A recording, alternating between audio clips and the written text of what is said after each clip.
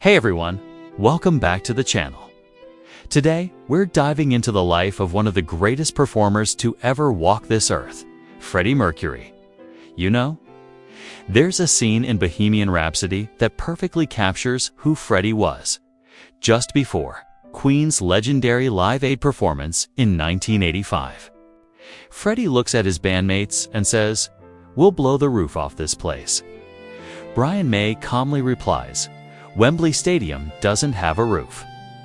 And Freddie, without missing a beat, says, "Then we'll blow a hole in the sky." That line right there sums up everything about Freddie Mercury. He wasn't meant to stay on the ground. He was born to rise, to shine, and to break every boundary in his way. Freddie Mercury wasn't just a singer. He was a phenomenon, but it's crazy to think that before the fame, before the lights, before the world knew his name, he was Farrokh Bulsara, a shy boy from Zanzibar. Born in 1946, raised partly in Bombay. Freddie's life started far from the glittering world of rock when he was 17.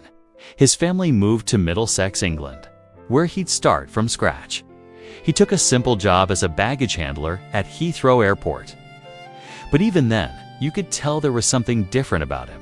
He had this energy, this spark, like he was made for something bigger, and that something was music. Freddie loved art, he loved style, and he loved sound. He started playing with bands, experimenting, dreaming. Then one day, fate stepped in. He met Brian May, Roger Taylor, and later, John Deacon, and Queen was born. And from that moment on, the world of rock music was never the same again. Queen wasn't just another band. They were an explosion of creativity. Rock, pop, opera, funk. They did it all.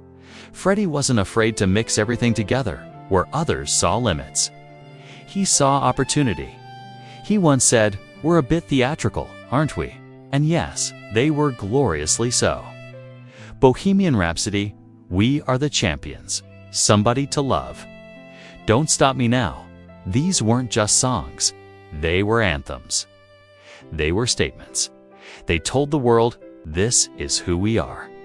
And we're proud of it. But behind the stage lights and the powerful voice was a man with real emotions. Freddie was confident on stage, but off it, he was shy, sensitive, even lonely sometimes. He had a beautiful heart, loyal, caring, and deeply connected to those he loved. Mary Austin Mary was Freddie's closest companion. His soulmate in every sense of the word. He once said, "All my lovers ask me why they couldn't replace Mary, but it's simply impossible."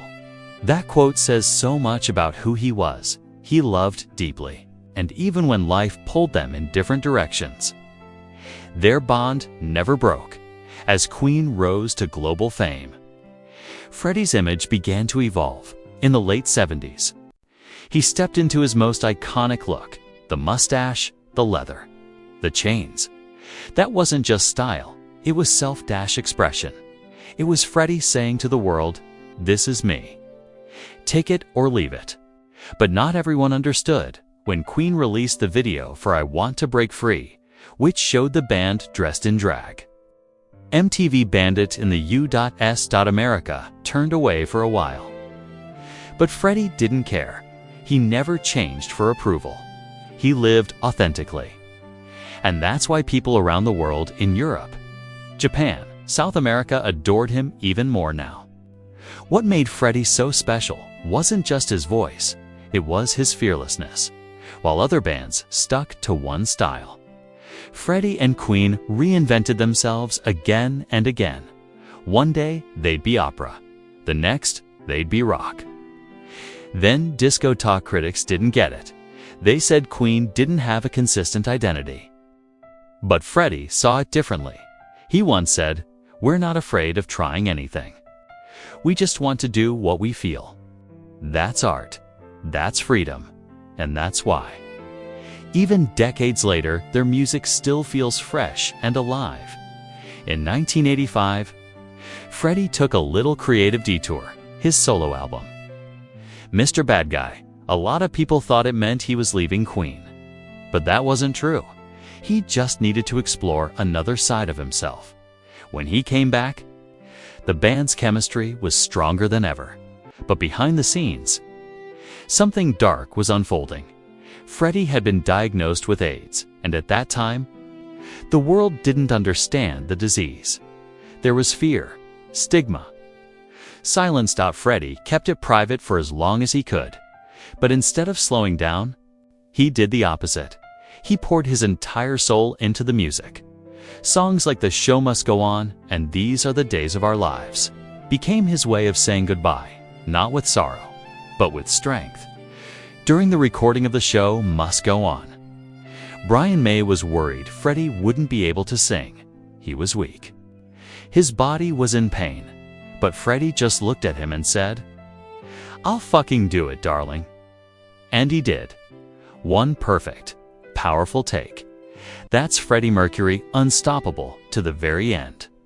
On November 24th, 1991, Freddie Mercury passed away. He was only 45. It was one of the darkest days in music history. But Freddie's story didn't end there, because legends don't die. They echo, and Freddie's voice, it still echoes louder than ever. His music continues to inspire new generations. His story continues to teach us that it's okay to be different, to live boldly, to love freely. Freddie Mercury wasn't just a performer.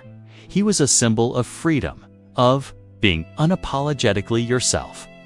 Today, when we hear Bohemian Rhapsody blasting through speakers, or We Are the Champions filling a stadium, it's not just nostalgia.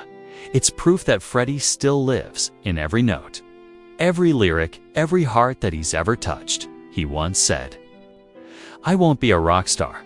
I will be a legend." And he was absolutely right. Freddie blew more than a hole in the sky. He blew open our hearts. If you've made it this far, thank you. You're not just listening to Freddie's story. You're part of it, because every time someone sings along to "Don't Stop Me Now" or shouts Galileo, in Bohemian Rhapsody, Freddie lives again. That's the magic of real artistry. It never fades. So, wherever you are, remember this. Be bold. Be brave.